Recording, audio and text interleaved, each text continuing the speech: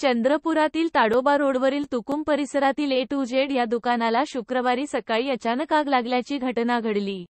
दाट लोकवस्तीमध्ये हे दुकान असल्याने लगतची 2 घरेही यात जळाली, तर 2 सिलिंडरचा स्फोटही झाला. अग्निशमन दलाला तासाभराच्या प्रयत्नांनंतर आगीवर नियंत्रण मिळवण्यात यश आले.